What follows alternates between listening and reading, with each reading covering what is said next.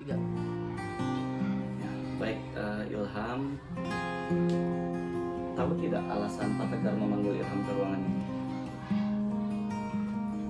Tadi Pak Tegar dengar laporan Ilham itu atributnya tidak lengkap. Ya, itu boleh diceritakan kenapa bisa tidak lengkap dan apa yang menjadi kesalahan?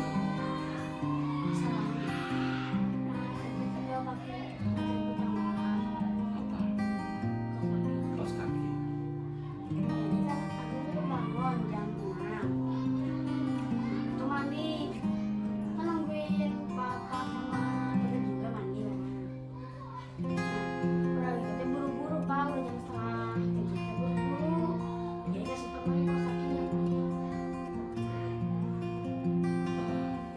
Ya memang ya, semua orang juga pasti pernah mengalami lupa.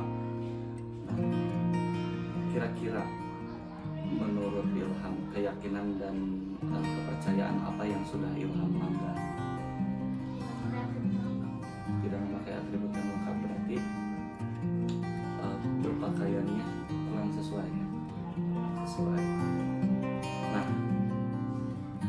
ada nggak usaha Ilham untuk memperbaiki semuanya ke depan? Dengan cara apa? Dengan cara meminta untuk mengingatkan. Meminta teteh untuk mengingatkan. Selain teteh yang bisa mengingatkan Ilham, siapa lagi? Papa juga bisa.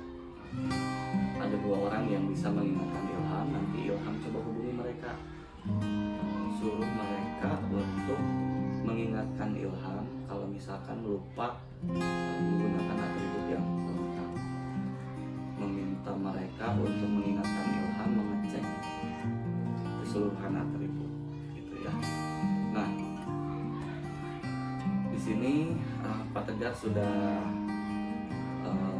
bisa meyakini Ilham ya, semoga kedepannya Ilham tidak melakukan kesalahan yang sama, bisa melakukan perbaikan sesuai yang direncanakan oleh Ilham ya. Oke, mungkin cukup dari Pak Tegar. Semoga kedepannya Ilham bisa menjalankan semua rencananya dengan baik dan bisa ke sekolah dengan menggunakan atribut yang lengkap. Oke, sekarang boleh kembali ke kelas. Ya. Reval tahu mengapa Pak Tegar panggil ke ruang ini?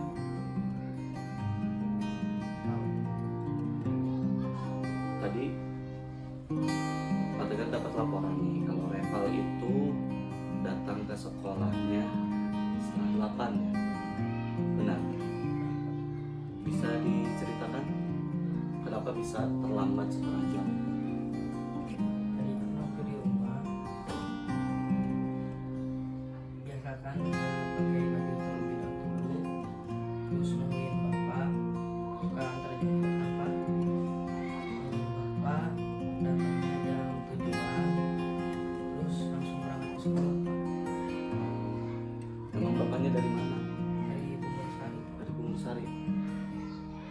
Lumayan ya, Bro.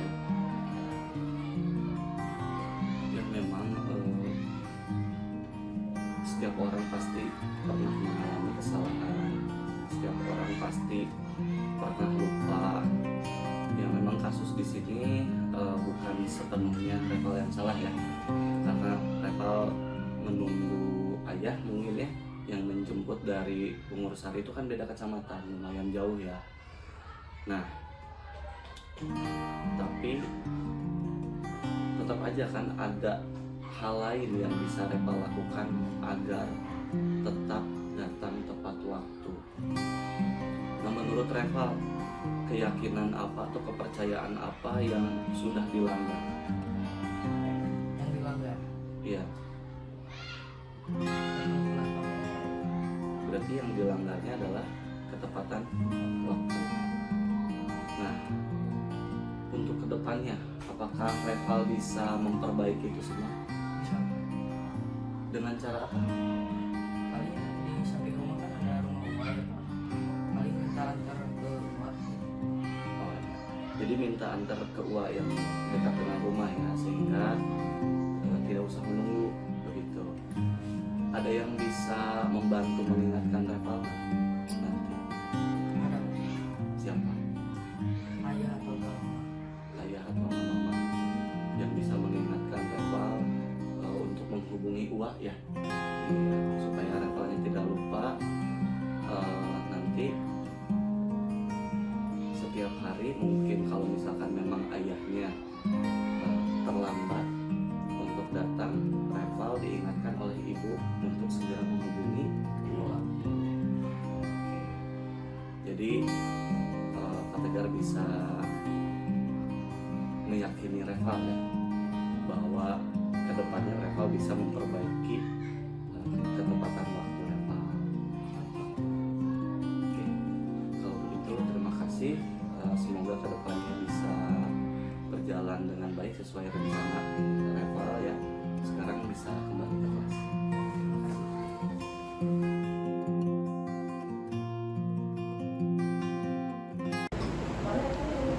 Ya baik. Assalamualaikum warahmatullahi wabarakatuh. Waalaikumsalam warahmatullahi wabarakatuh. Alhamdulillahirabbil alamin. Wa inna sallallahu alaihi wa ala alihi wa sahbihi ajmain. Amma ba'du. Puji syukur kita panjatkan kehadirat Allah karena kita diberi kesempatan untuk mengikuti kegiatan diseminasi terkait materi budaya positif di sekolah. Ya, ada beberapa hal yang akan saya sampaikan nanti. Jadi mohon untuk kesiapannya. Tak lupa selawat serta salam semoga tercurah limpahkan kepada junjungan Allah Habibana wa Nabiyana Muhammad sallallahu alaihi wasallam. Baik, saya tidak akan berpanjang lebar, tapi sebelumnya saya ucapkan terima kasih atas kesediaan waktunya. Baik, di sini ada 6 materi inti pada materi budaya positif. Nah, untuk yang pertama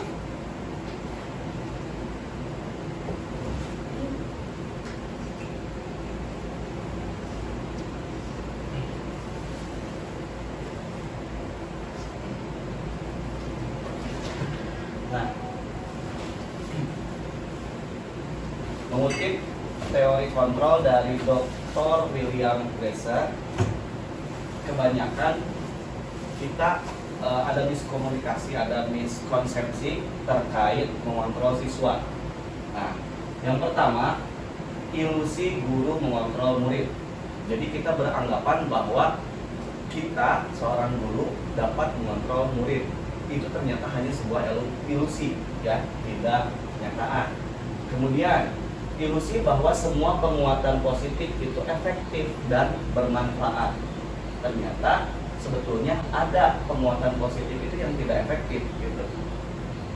Selanjutnya, yang ketiga, ada ilusi bahwa kritik dan membuat orang lain merasa bersalah itu dapat menguatkan karakter. Itu hanya sebatas ilusi, ya. Yang terakhir, ilusi bahwa orang dewasa itu memiliki hak untuk memaksa. Ya, di sini mungkin catatannya memaksa siswa gitu. Kita sebagai orang dewasa dapat memaksa siswa untuk melakukan apa yang kita inginkan. Itu hanya sebuah ilusi. Nah, selanjutnya ini akan dijelaskan kalau ini ilusi akan dipaparkan di materi-materi selanjutnya. Nah, kita pelajari dulu makna kata disiplin. Ya, ketika kita mendengar kata disiplin, yang terbayangkan di benak kita beragam ya. Mungkin ada yang aturan, tata tertib, kepatuhan terhadap aturan. Nah, kata disiplin juga sering dihubungkan dengan hukuman. Padahal sesungguhnya itu berbeda, ya. Karena belajar tentang disiplin positif itu tidak harus dengan memberikan hukuman. Gitu. Justru itu adalah salah satu alternatif terakhir. Ya, kalau betul-betul tidak bisa dilakukan pendisiplinan positif, pemberian hukuman itu adalah alternatif terakhir. Oke. Nah, kemudian kita beralih ke nilai kebajikan. Di sini ada 6 institusi dan organisasi yang memaparkan terkait nilai-nilai kebajikan. Seperti yang sudah kita ketahui, untuk institusi organisasi profil pelajar Pancasila ada 6 nilai kebajikan. Beriman, bertakwa kepada Tuhan Yang Maha Esa dan berakhlak mulia, mandiri, bernalar kritis, berkebinekaan global, bergotong royong, dan kreatif. Mungkin kita bisa hafal dengan lagunya ya. Ada yang bisa memimpin nyanyikan lagunya? Sambil ini ya, sambil ice breaking, coba menyanyikan lagu profil pelajar Pancasila. Kita menyanyikan bersama-sama. 1, 2, 3. Belajar Pancasila, beriman dan bertakwa pada Tuhan Yang Esa dan berakhlak mulia, berkebinekaan global, gotong royong mandiri, kreatif dan bernalar kritis. Oke. Jadi sebetulnya dengan menggunakan lagu kita akan lebih mudah atau lebih cepat mengingat poin-poin ini ya. Nah, kemudian institusi yang kedua ada IBO, Primary Years Program atau PYP. Ini sikap murid atau nilai-nilai kebajikannya ada banyak ya. Ada toleransi, rasa hormat, integritas, mandiri, menghargai, antusias, empati, keingintahuan, kreativitas, kerjasama, percaya diri, dan komitmen. Sebetulnya dari nilai-nilai kebajikan ini juga ada yang saling berkaitan dengan tadi profil pelajar Pancasila. Oke, kemudian untuk yang ketiga ada 9 pilar karakter. Yang pertama, cinta Tuhan dan segenap ciptaannya. Itu sama seperti profil pelajar Pancasila yang pertama ya. Kemudian kemandirian dan tanggung jawab. Selanjutnya ada kejujuran atau amanah dan diplomatis. Ada hormat dan santun. Kemudian dermawan, suka menolong dan gotong royong. Percaya diri, kreatif dan pekerja keras. Kepemimpinan dan keadilan, baik dan rendah hati, serta toleransi, kedamaian dan persatuan. Nah, untuk organisasi yang ketiga, ini ada petunjuk seumur hidup dan keterampilan hidup. Nah, untuk keterampilan hidup ada 5 poin nilai kebajikan, yaitu dapat dipercaya, lurus hati, pendengar yang aktif, tidak merendahkan orang lain, memberikan yang terbaik dari diri. Kemudian petunjuk hidupnya lebih banyak sekali ya.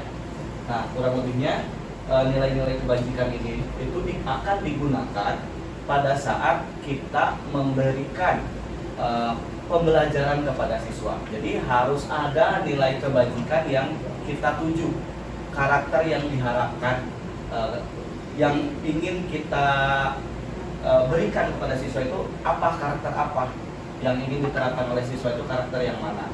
Nah, sebetulnya kalau bisa ya memang semua karakter ini, nilai-nilai kebajikan ini dimiliki oleh siswa gitu ya. Tapi tidak bisa sekaligus, jadi ada tahapan-tahapannya. Mana dulu yang sekiranya dapat dilakukan oleh anak kelas 1 SD, mana yang anak kelas 2 SD dan selanjutnya. Kemudian untuk yang kelima ada organisasi, the 7 essential virtues. Ada 7 ya, empati, suara hati, kontrol diri, rasa hormat, kebaikan, toleransi, dan keadilan. Dan yang terakhir, the virtues project. Ini ada banyak sekali nilai-nilai kebajikan yang sebetulnya perlu dimiliki oleh kita juga, perlu dimiliki oleh siswa juga. Gitu. Ini untuk materi yang pertama, yaitu disiplin positif. Nah, kemudian kita masuk ke materi yang kedua, yaitu teori motivasi, hukuman dan penghargaan serta restitusi. Nah, seorang manusia melakukan sesuatu ada 3 motivasi dasar. Ya, yang pertama karena dia takut atau ingin menghindari hukuman, menghindari ketidaknyamanan. Ya. Yang kedua, motivasinya adalah untuk mendapatkan penghargaan atau imbalan dari orang lain. Dan yang ketiga, untuk menjadi orang yang mereka inginkan dan menghargai diri sendiri dengan nilai-nilai yang mereka percaya. Menurut Ibu dan Bapak, dari ketiga motivasi ini, mana yang lebih baik dimiliki? Apakah motivasi karena takut dihukum, ataukah motivasi karena ingin mendapatkan imbalan atau penghargaan, atau yang ketiga, motivasinya karena ingin menjadi orang yang mereka inginkan dan menghargai diri sendiri dengan nilai-nilai yang mereka percaya? Menghargainya diri sendiri. Poin yang ketiga ini adalah yang paling ideal. Tetapi sebetulnya mungkin kita juga mengalami ya motivasi yang kita lakukan untuk misalkan mengajar itu ya karena takut dihukum, takut kena peringatan SP gitu ya, takut karena ingin mendapatkan imbalan atau penghargaan. Nah, kebanyakan itu. Namun seiring berjalannya waktu kita harus berproses. Kita harus berproses sehingga motivasi yang kita keluarkan itu adalah untuk yang poin nomor 3, gitu, agar menjadi orang yang kita inginkan, gitu, sesuai dengan nilai-nilai yang kita percaya. Itu untuk motivasi. Kemudian di sini ada hukuman, konsekuensi, dan restitusi.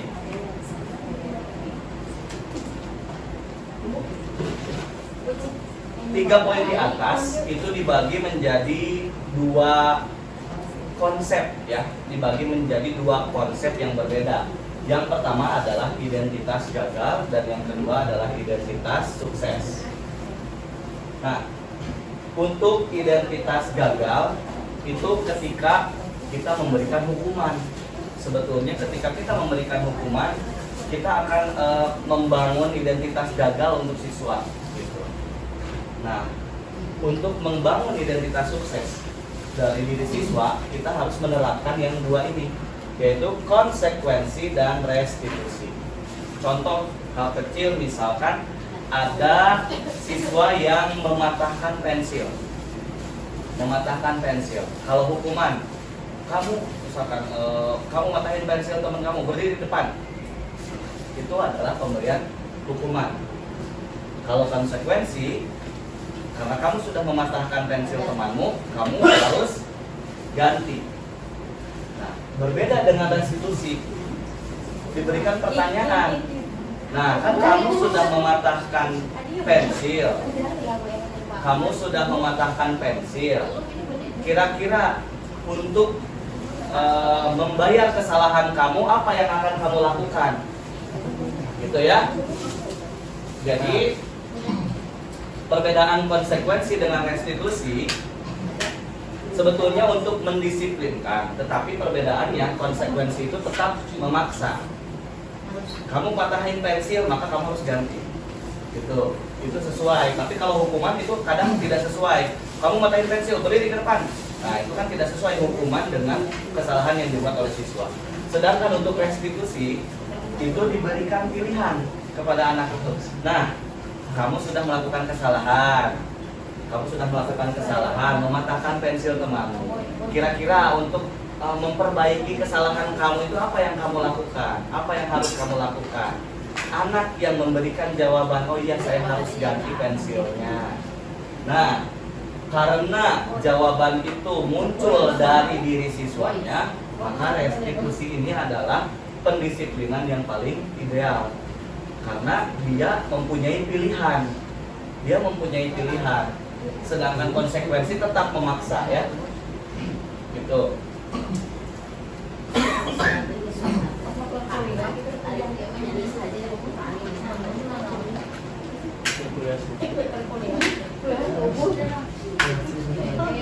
Oke, selanjutnya.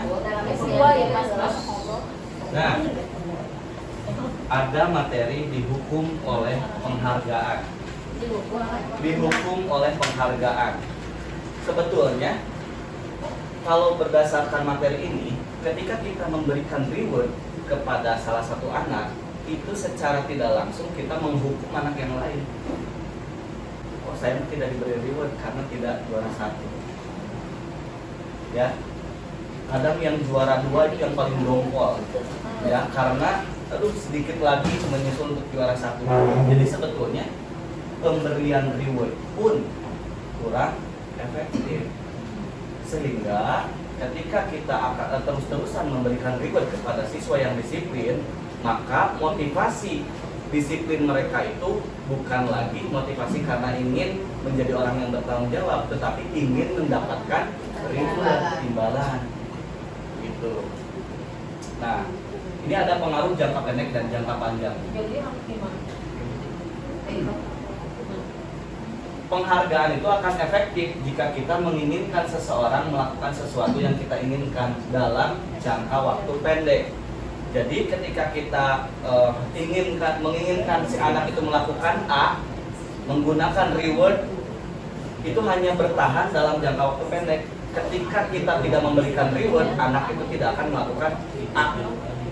Gitu ya. Misalkan, ayo baris yang rapi barisnya diberi bintang. Ketika wali kelasnya misalkan berhalangan hadir, diganti oleh guru lain, dan guru lain tidak tahu kalau baris itu akan dapatkan bintang, maka anak-anak tidak akan berbaris rapi karena ada gurunya juga tidak ada, jadi tidak ada yang memberikan bintang. Itu jadi hanya bertahan dalam jangka waktu pendek pemberian reward itu. Nah, kemudian jika kita menggunakan penghargaan lagi dan lagi, maka orang tersebut akan bergantung pada penghargaan yang diberikan serta kehilangan motivasi dari dalam. Jadi motivasi yang dia tonjolkan itu motivasi dari luar, yaitu ingin mendapatkan penghargaan.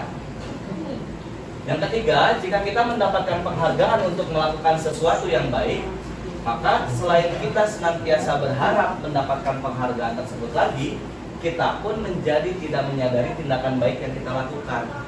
Jadi ketika misalkan anak melakukan piket dengan sukarela, piket itu adalah hal yang baik. Tetapi ketika terus-terusan diberikan penghargaan, si anak itu tidak akan menganggap piket itu hal yang baik, tetapi menganggap piket itu untuk mendapatkan penghargaan. Begitu. Nah, kemudian yang kedua, itu penghargaan tidak efektif. Ya, tidak efektif karena yang tadi telah saya ceritakan, ya, suatu penghargaan adalah suatu benda atau peristiwa yang diinginkan yang dibuat dengan persyaratan. Hanya jika Anda melakukan hal ini, maka Anda akan mendapatkan penghargaan yang diinginkan.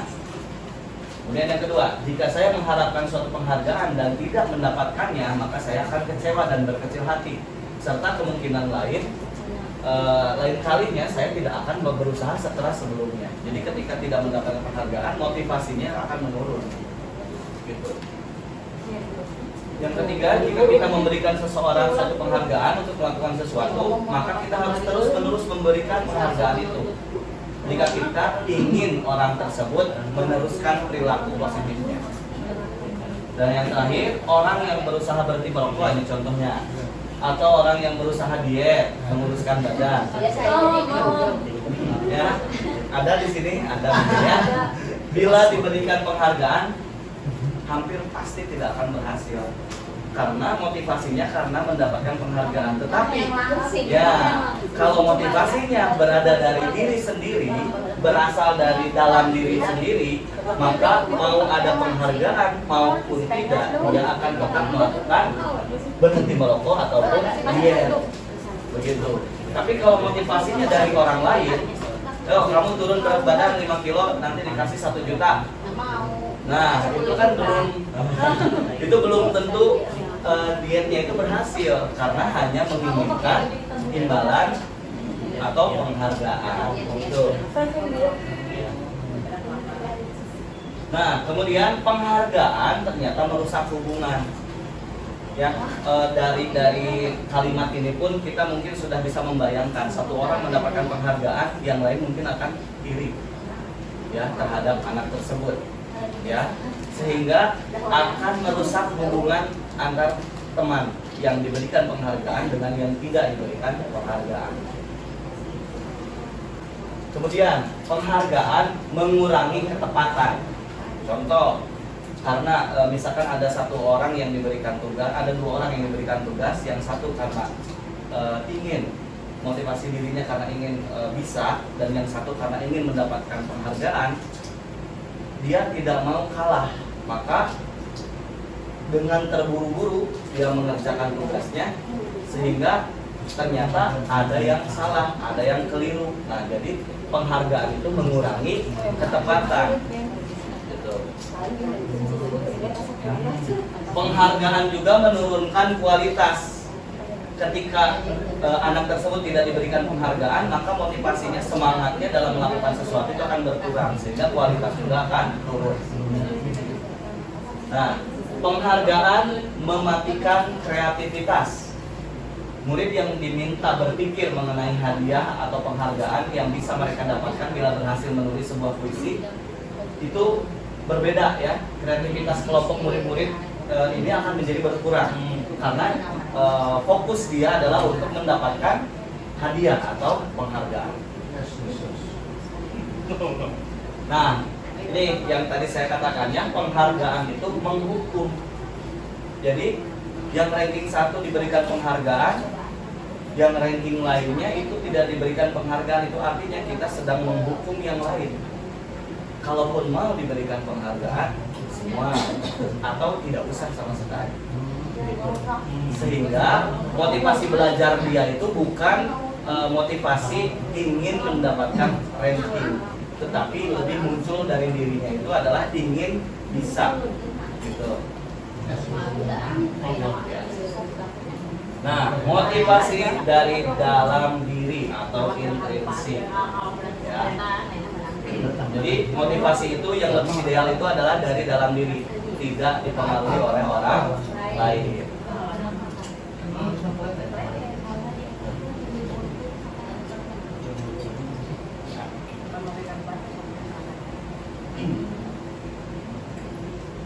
Selanjutnya, di sini kita akan membahas tentang restitusi.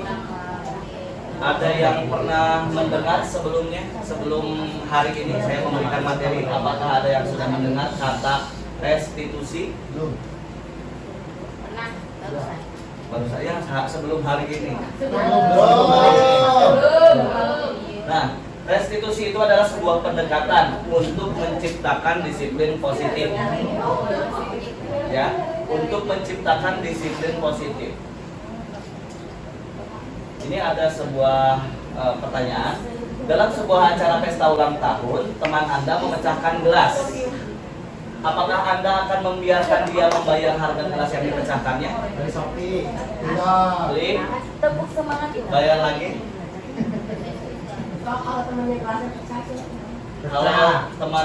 Kalau teman kita memecahkan gelas di pesta kita, apakah kita akan membiarkan dia membayar harga gelas tersebut? Bayar lah. Tidak. Jadi ikhlas gitu. Ikhlas. Nah, Nanti dihajar. bayar. Bayar aku. Oke. Mungkin ada yang berpandangan ini harus bayar, harus diganti. Yang ini sudah ikhlaskan saja.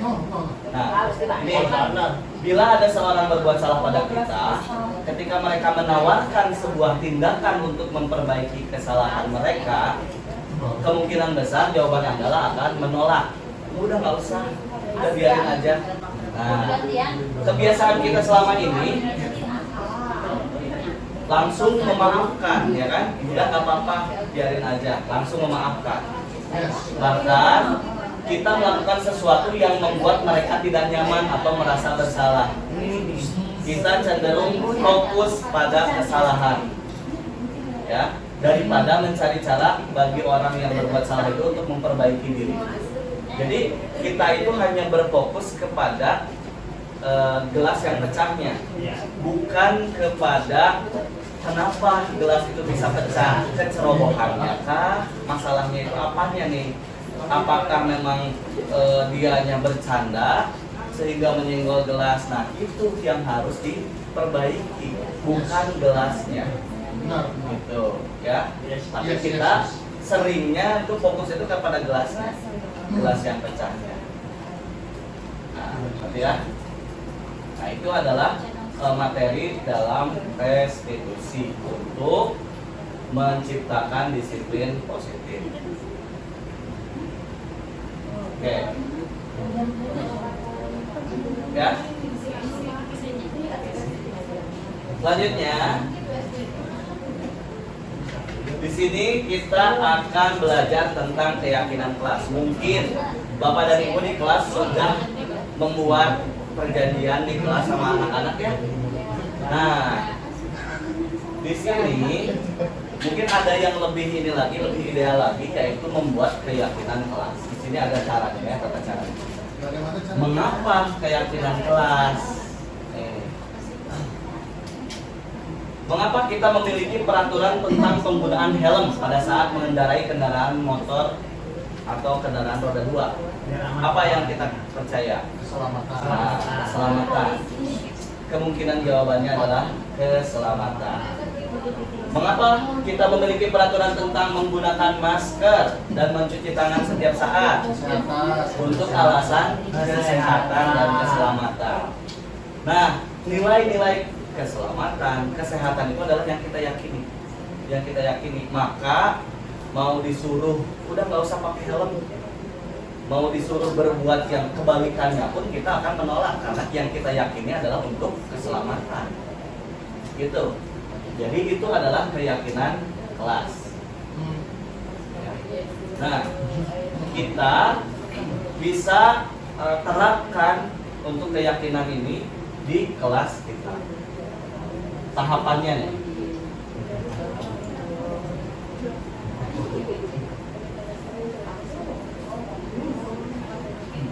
Nah, yang pertama kita harus tahu dulu nilai-nilai kebajikan yang tadi ya. Yang tadi ada banyak dari 6 institusi, ada 6 organisasi.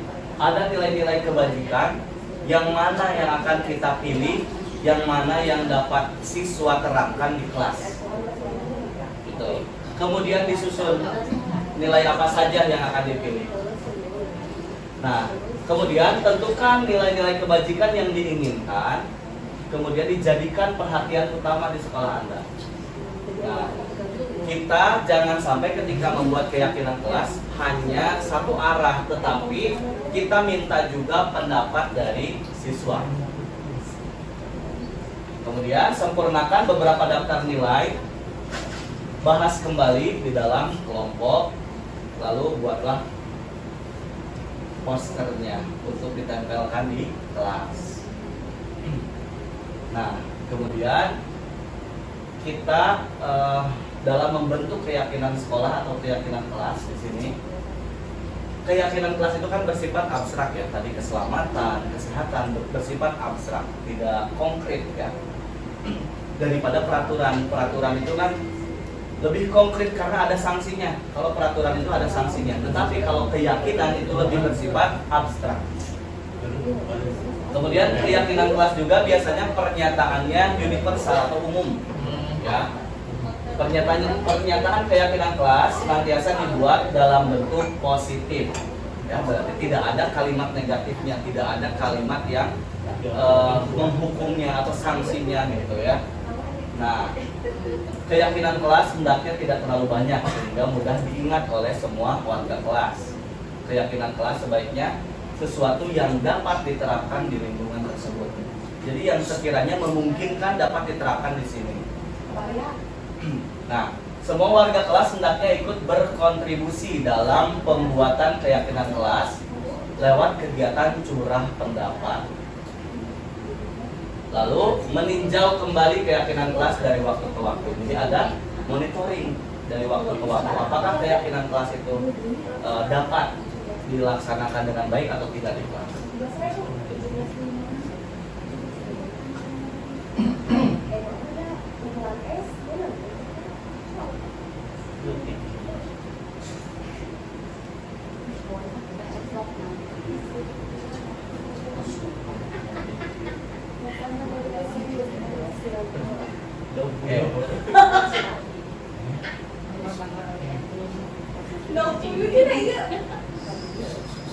Memang sangat kan?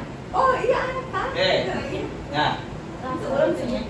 ini ada prosedur pembentukan keyakinan sekolah atau kelas. Yang pertama, mempersilahkan warga sekolah atau murid-murid di sekolah untuk bercurah pendapat. Ya. Jadi setiap anak diminta untuk memberikan pendapat apa yang mereka yakini. Kemudian mencatat semua masukan itu, kemudian dikelompokkan. Ini yang sama, ini yang berbeda, dikelompokkan. Disusun keyakinan kelas itu sesuai prosedur pembentukan keyakinan sekolah. Kemudian gantilah kalimat-kalimat yang bentuknya negatif menjadi kalimat positif. Contohnya, misalkan tidak boleh makan dan atau tidak boleh mengejek, berarti diganti ke kalimat positif. Apa kalau tidak boleh mengejek berarti? Kalau jangan masih kalimat negatif berarti. Tidak boleh mengejek, berarti kalau diubah ke dalam bentuk kalimat positif menjadi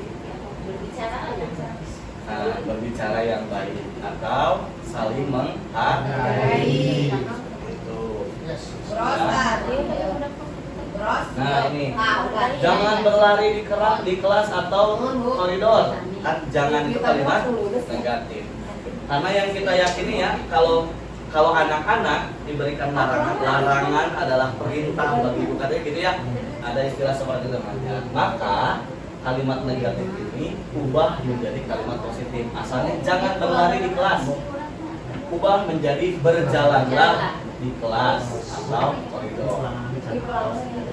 Nah, kemudian tinjau kembali pendapat yang kita kumpulkan dari siswa yang sudah dicatat, tinjau kembali. Kemudian setelah dibuatkan peraturan kepada keyakinan kelas itu, tinjau kembali keyakinan kelasnya secara bersama-sama. Setelah keyakinan kelas dibuat, maka semua warga kelas dipersilakan meninjau ulang dan menyetujuinya dengan menandatangani keyakinan sekolah atau kelas tersebut, termasuk guru dan semua siswa. Lalu direkatkan di dinding. Nah, biar setiap anak itu bisa membacanya. Tuh.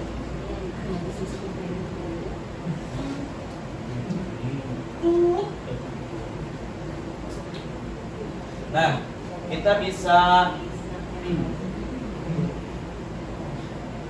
membuat tabel ini untuk membuat keyakinan kelasnya.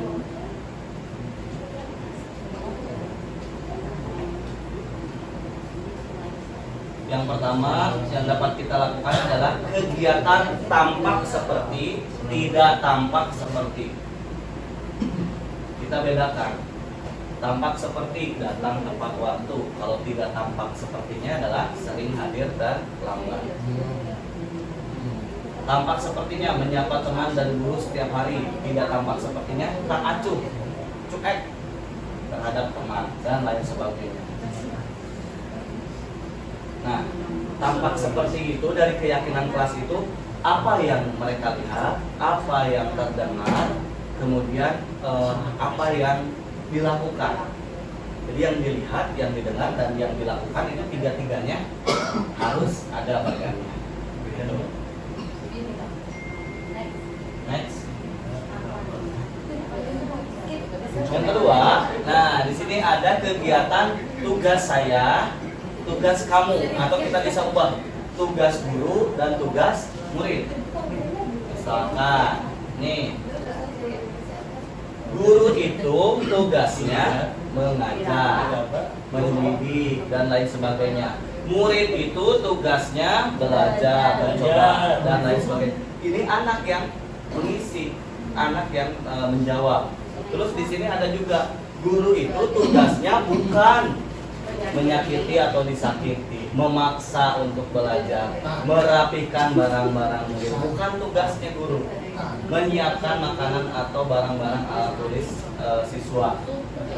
Guru itu tugasnya bukan. Nah, jadi ketika anak yang membuatnya, maka anak bisa tahu memilih, bisa memilah mana yang sebetulnya tugas guru itu apa, yang bukan tugas guru itu apa, yang tugas siswa itu apa, yang bukan tugas siswa itu apa.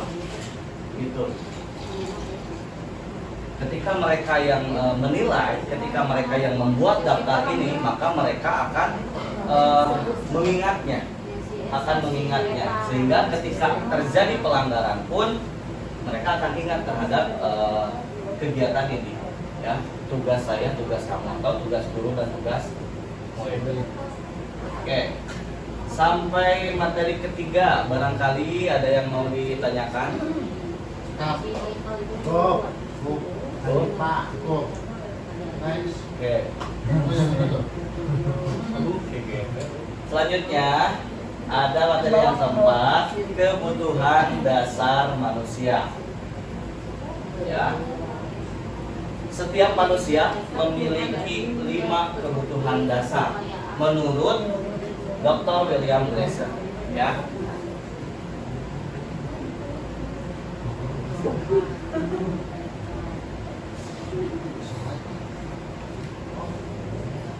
Lima kebutuhan dasar manusia yang pertama adalah kebutuhan untuk bertahan hidup. Ya, kebutuhan untuk bertahan hidup. Nah, kemudian kebutuhan penguasaan, kebutuhan kasih sayang dan rasa diterima, kebutuhan kesenangan dan kebutuhan kebebasan. Baik anak kecil maupun orang dewasa, kita perlu memenuhi 5 kebutuhan dasar ini. Jadi, ketika ibu dan bapak menemukan siswa yang bermasalah atau melakukan pelanggaran terus-menerus, kita harus bisa menganalisis apakah dari 5 kebutuhan dasar ini anak ada yang tidak terpenuhi atau tidak, sehingga dia mencurahkannya itu di sekolah. Contoh, ketika anak yang di rumahnya tidak terpenuhi rasa kasih sayang dan rasa diterima, maka di sekolah dia akan cari perhatian dengan usil kepada temannya. Gitu ya. Gitu ya. Itu juga kalau untuk perhatian mungkin gitu ya, usil ya. Apa dia masukin motor? Nah, kemudian penguasaan. Misalkan ketika di rumahnya anak tidak diberikan kebutuhan penguasaan, pembelajaran tambahan, maka ketika di sekolah pun dia akan tidak mampu menjelaskan sebuah informasi, sebuah pengetahuan yang sebetulnya sudah diajarkan gitu. Nah, jadi kebutuhan penguasaannya dia kurang. Kemudian kebutuhan kesenangannya kurang. Misalkan di rumahnya itu merasa tertekan, sering dimarahi, dia kebutuhan kesenangannya itu tidak terpenuhi, sehingga di kelas dia akan lebih banyak ngobrol, bercanda ketika pembelajaran. Dia ingin merasa bersenang-senang karena di rumah dia tidak memenuhi ini, gitu. Kebebasan pun sama ya. Jadi ketika kita menemukan masalah dalam diri siswa, kita harus tahu kebutuhan yang mana yang tidak terpenuhi. Setelah kita tahu kebutuhan mana yang tidak terpenuhi, maka kita bisa mencarikan alternatif solusinya. Ya. Nah, ini contohnya. Yang pertama, kebutuhan bertahan hidup. Ya, itu kebutuhan yang bersifat fisiologis. untuk bertahan hidup, contohnya kesehatan, rumah, dan makanan gitu ya. Mungkin karena di rumahnya makanannya asupan gizinya itu kurang, ketika di sekolah sering minta-minta ngambil makanan temennya, itu karena kebutuhan bertahan hidupnya tidak terpenuhi di rumah, begitu. Kemudian tadi rasa kasih sayang dan rasa diterima, ketika mendapatkan pengakuan, nah berarti anak itu sudah mendapatkan kebutuhan tersebut, ya. Anak yang pendiam itu belum tentu tidak mampu. Kadang kita mah kebanyakan gitu ya, ini mah aktif misalkan, ini aktif nih, kayaknya bisa nih, padahal ada yang lain yang lebih mampu gitu. Atau misalkan ini mah anaknya hiperaktif, ini nggak usah diikut sertakan, susah diatur, padahal ternyata dia itu punya kemampuannya, punya kemampuan yang kita perlukan nih untuk lomba misalkan, ya. Pernah saya melakukan hal tersebut di sekolah saya dulu. Waktu itu ada anak yang memang autis, dia memang susah sekali diatur, tetapi guru-guru lain tidak memberikan kepercayaan untuk dia ikut lomba, tetapi saya berikan kepercayaan dan ternyata dia mampu. Gitu. Dia mampu mendapatkan juara 3 di tingkat kecamatan. Itu yang orang lain tidak ekspektasi dia itu bisa melakukan itu. Nah, kebutuhan itu kebutuhan penguasaan, yaitu pengakuan atas kemampuannya. Yang keempat ada kebebasan akan pilihannya. Jadi jangan sampai anak itu datang ke sekolah merasa terpaksa, tetapi dia merasa kalau itu memang pilihan dia.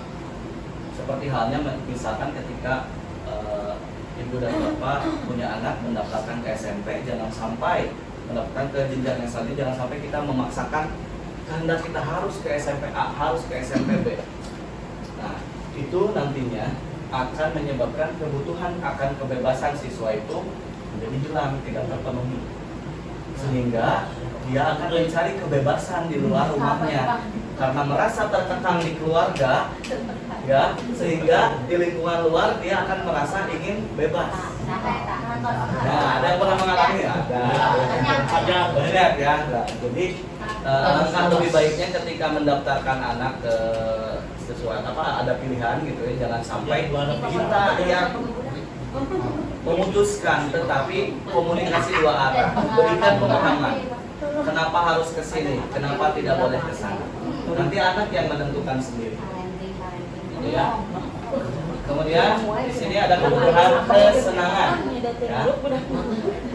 Kebutuhan untuk merasa senang, bermain, tertawa, ya. Salah satu contohnya.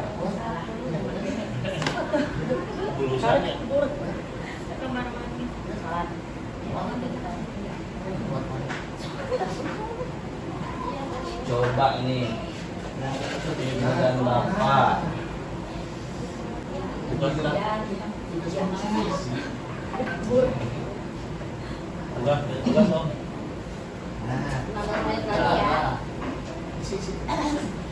langsung mulai mantap. Hah? Apa bu? Apa ya semangat? Enggak sih besok. Maunya mau. Oke, selanjutnya kita ke dunia berkualitas ya. Dunia berkualitas. Dunia berkualitas. Dunia berkualitas. Ya, dunia berkualitas itu adalah tempat khusus yang ada di pikiran kita. Kita menginginkan dunia yang seperti apa? Nah, dia halu. Saya tuh pengennya seperti ini, pengen idealnya kayak gini, pengen kayak gini. Itu adalah dunia berkualitas kita, gitu ya. Jadi dunia berkualitas itu adalah tempat khusus dalam pikiran kita, tempat kita menyimpan gambar representasi dari semua yang kita inginkan, ya. Bisa berisi tentang orang-orang yang ingin kita temui, hal-hal yang ingin kita lakukan, atau benda-benda yang ingin kita miliki. Yang ada di pikiran kita itu adalah dunia berkualitas kita.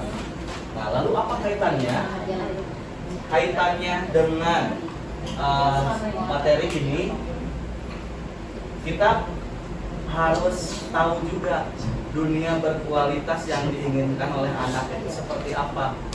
Salah satunya dalam lingkup kecil, dunia berkualitas di kelas. Yang siswa inginkan itu pengen gurunya kayak gini. Ya. Nah, kemudian ketika kita sudah masuk ke dalam dunia berkualitas siswa, saya tuh pengen diajarnya sama ibu ini, saya pengen belajarnya sama bapak ini.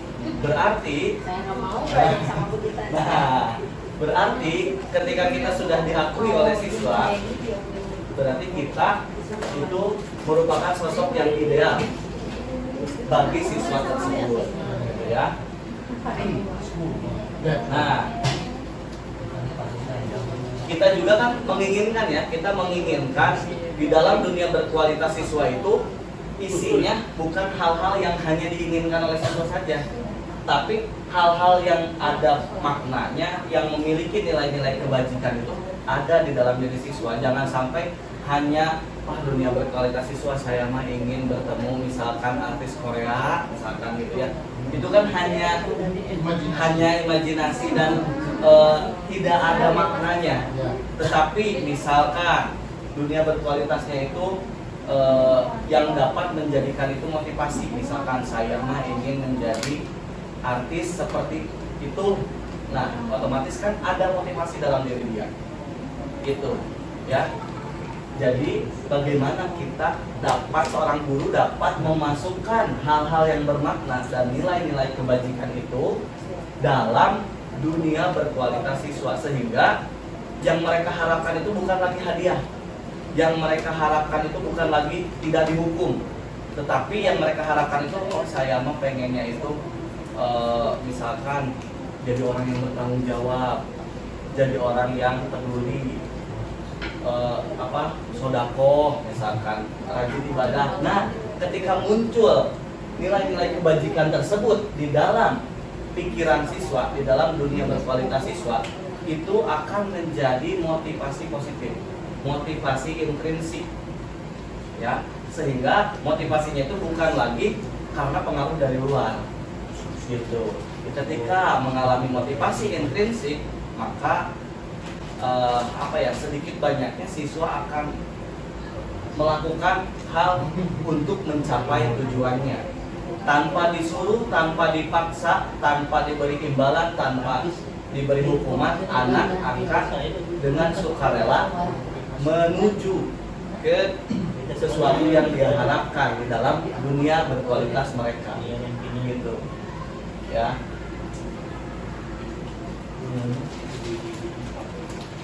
Oke. Yang kelima. Sudah yang kelima Ibu Bapak. Sudah yang kelima. Ada restriksi. 5 posisi kontrol. Kita harus tahu ya. Kita harus tahu nih, kita itu berada pada posisi yang mana? Apakah posisi penghukum? Apakah posisi pembuat merasa bersalah? Apakah posisi teman? Apakah posisi pemantau atau manajer? Nah, di sini siapa yang merasa sebagai posisi penghukum? Tuh, penghukum yang merasa dirinya di posisi penghukum. Nih, contohnya, ikuti aturan saya. Awas kalau tidak. Kamu masalah wae, kamu bangor wae, kamu makan terus. Nah, itu adalah sebagai posisi penghukum. Dengan nada suara tinggi, mata melotot, jari menunjuk, terlambat lagi, pasti datang terlambat. Kapan bisa datang tepat waktu? Nah, itu adalah posisi penghukum.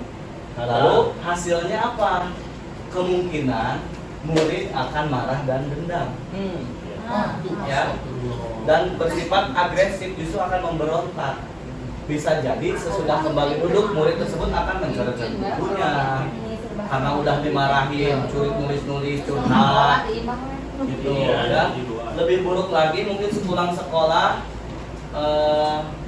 bisa jahil ke guruna, misalkan motornya dicoret-coret atau apa misalkan ya. Itu adalah posisi penghukum. Kemudian yang kedua, ini adalah posisi pembuat merasa bersalah. Dia dengan nada pelan tetapi nyelekitnya itu sangat kecewa dengan kamu. Berapa kali Bapak harus ngasih tahu kamu? Seperti ayah tiri, enggak ya? Enggak semuanya seperti itu. Nah, gimana coba kalau orang tua kamu tahu kamu itu membuat seperti ini? Itu akan menjadikan siswa merasa bersalah. Apa dampaknya? Dampaknya adalah ya tentunya murid akan merasa bersalah. Ya, bersalah telah mengecewakan ibu atau bapak guru. Dia akan merasa seperti orang yang gagal dan tidak sangat membahagiakan orang lain. Nah, sikap seperti ini lebih berbahaya justru daripada sikap penghukum, karena emosi yang tertanam di dalam itu dia akan memendam perasaannya, tidak akan mencurahkan, ya, tidak akan berani mengungkapkan pendapat. Tidak seperti murid dengan guru penghukum ya, di mana murid bisa menumpahkan amarahnya. Tetapi ketika guru memposisikan diri sebagai pemberi rasa bersalah, murid itu akan memendam semuanya. Ya. Nah, makanya ini kita akan mempelajarinya bagaimana ini yang idealnya, gitu ya. Nah, ya. Itu ya. Nah, kalau menurut ibu dan bapak, posisi sebagai teman ini bagaimana?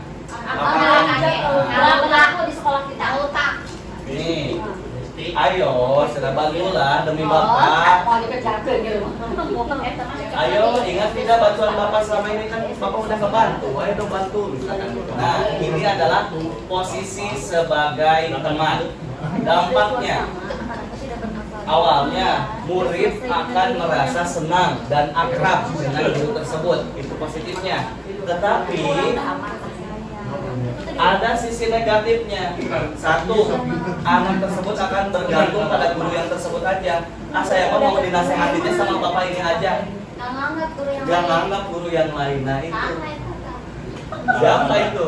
Nah, ya, pengalaman ya. Kemudian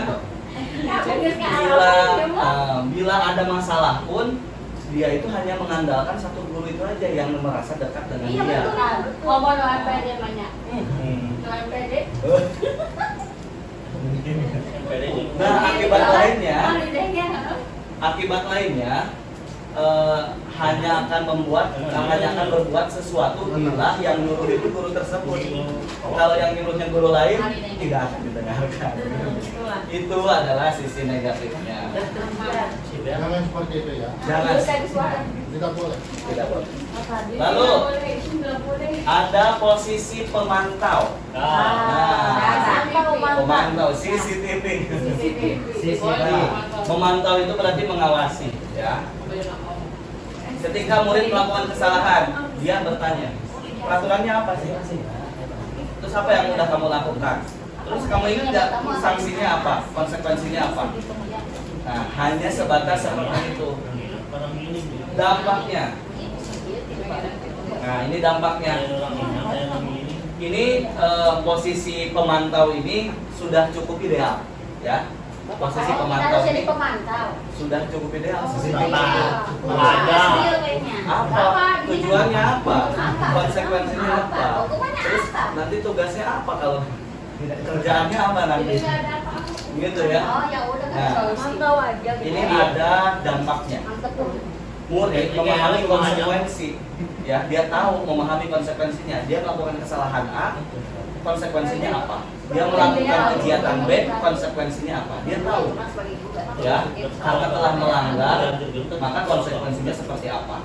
Nah, guru, tetapi di sini nih, sebagai pemantau, guru itu tidak menunjukkan suatu emosi yang berlebihan, hanya sebatas memberikan pertanyaan.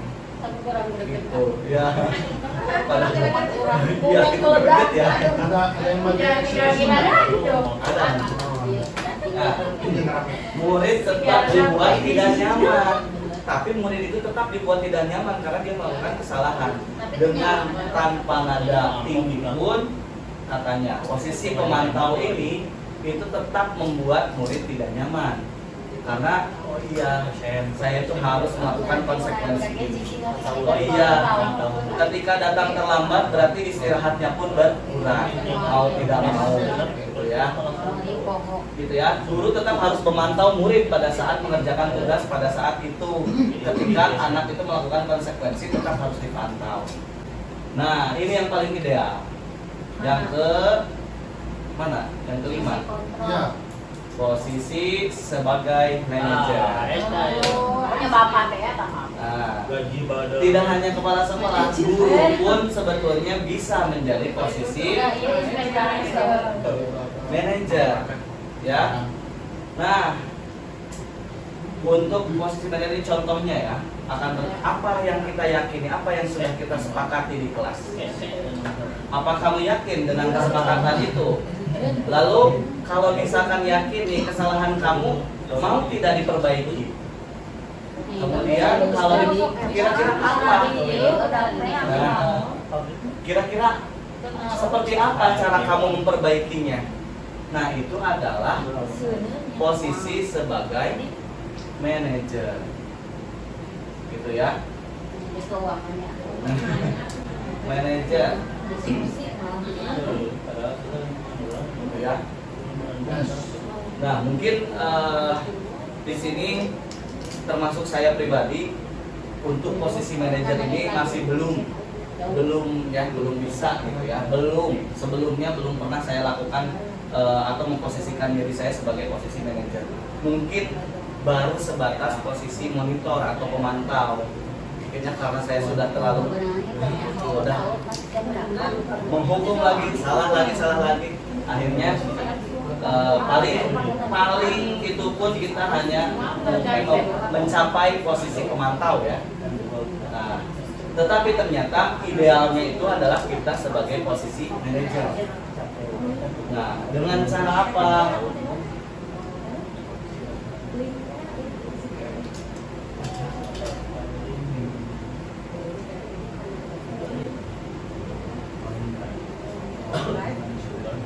Nah ini ya, kita harus tahu dulu letak-letak posisi itu. Posisi penghukum dan pembuat rasa bersalah itu akan menciptakan identitas gagal pada diri siswa. Dan motivasinya pun motivasi eksternal karena dia dipengaruhi oleh orang lain. Karena dihukum, karena takut disalahkan, karena takut mengecewakan orang lain.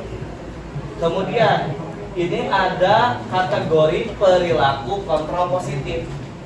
Jadi kita mengontrol tetapi hal yang positif, yaitu sebagai posisi teman dan pemantau. Identitasnya berhasil dan sukses, tetapi kekurangannya adalah sebagai posisi teman dan pemantau itu masih motivasi eksternal, tidak muncul dalam diri siswa. Nah, maka identitas berhasil yang ketiga adalah kontrol diri, yaitu sebagai posisi manajer. Nah, itu akan menumbuhkan motivasi intrinsik, gitu ya. Sehingga ketika sedikit banyaknya motivasi intrinsik tersebut dikeluarkan, dibentuk oleh siswa, lama kelamaan menjadi kebiasaan, menjadi karakter baik, maka tanpa ada penghargaan, tanpa ada hukuman, siswa tersebut akan melakukan kegiatannya itu secara sukarela, tanpa paksaan apapun. Ya, itu perbedaan dari kelima posisi kontrol. Oke, sekarang kita sampai ke yang terakhir. Di dalam posisi manajer itu kita bisa menerapkan yang namanya segitiga restitusi. Segitiga restitusi itu ada 3 sisi kan ya, ada 3 sisi. Nah, ketiga sisinya ini harus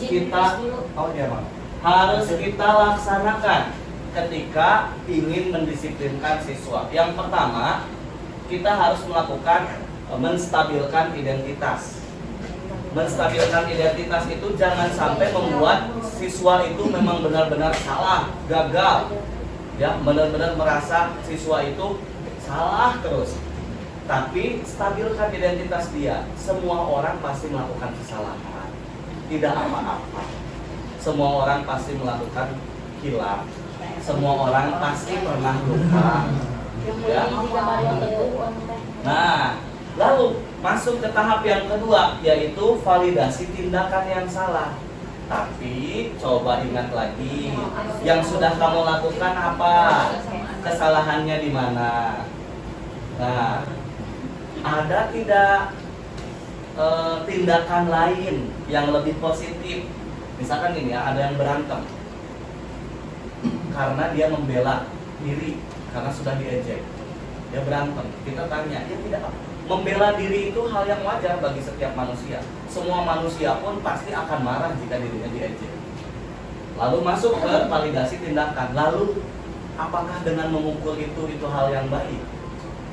Tidak. Ada tidak cara lain untuk melindungi diri kita, tetapi tidak dengan kontak fisik, misalkan tidak dengan memukul temannya. Oh, ada, misalkan kitanya pergi. Itu cara melindungi diri. Nah, lalu masuk ke tahap yang ketiga, ya.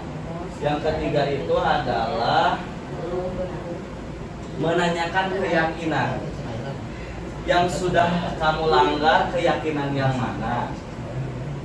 Lalu apa tindakan kamu untuk memperbaikinya? Itu teman kamu misalkan pipinya merah karena sudah dipukul. Apa tindakan perbaikannya? Apa rencananya? Misalkan anak menjawab minta maaf. Jadi bukan kita yang nyuruh minta maaf, bukan. Tetapi anak yang memberikan jawaban tersebut.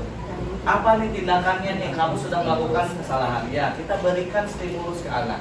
Anak yang merespon, bukan kita berikan perintah. Itu ada dalam segitiga restitusi. Walaupun memang berat ya, terasa berat. Kayaknya greget dah. Kalau misalkan melakukan segitiga restitusi, greget sekali ya, tera-tele. Tetapi memang tujuannya adalah untuk memunculkan motivasi intrinsik untuk melakukan disiplin positif. Kalau disiplin positif itu sudah membudaya, maka sekolah kita sudah berhasil memunculkan budaya positif. Ya. Oke.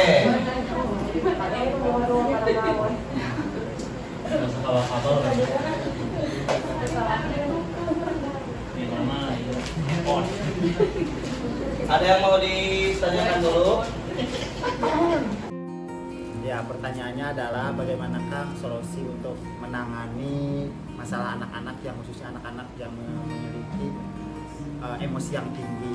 Itu bagaimana caranya untuk mengatasinya? Terima kasih. Oke, terima kasih atas pertanyaannya. Untuk yang emosinya tidak stabil ya, untuk emosi yang labil, memang betul kita harus tenangkan dulu.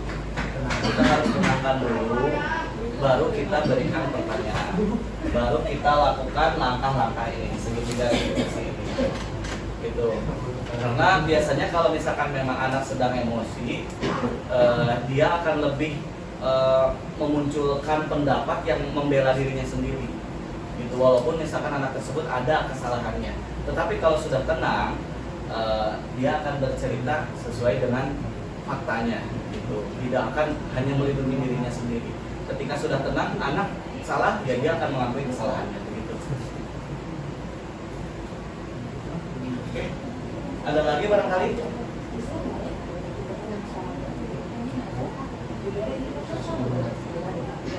Begitu ya? Sudah cukup? Oke, semoga kita setelah mendapatkan pematerian ini, kita bisa menjadi guru yang ideal, yang dapat mengubah siswa, memunculkan motivasi intrinsik siswa. Selain kita dapat mengubah orang lain, ya tentunya kita dulu yang harus berubah, gitu. Yang awalnya mungkin kita sebagai posisi penghukum, kita beralih sedikit demi sedikit ke posisi yang lebih ideal. gitu ya, walaupun perlahan, tetapi jika dilakukan dengan konsisten, dilakukan dengan motivasi intrinsik diri kita, itu bukan hal yang tidak mungkin untuk kita capai, gitu ya. Dan semoga juga kita menjadi guru yang berada pada dunia berkualitas anak, yang memang benar-benar diharapkan dan membuat anak itu nyaman. Jika tidak ada yang ditanyakan, mungkin saya cukupkan sekian. Terima kasih atas waktunya. Selamat beristirahat mungkin ya nanti setelah selesai ini. Saya akhiri, wabillahi taufiq wal hidayah. Assalamualaikum warahmatullahi wabarakatuh. Waalaikumsalam.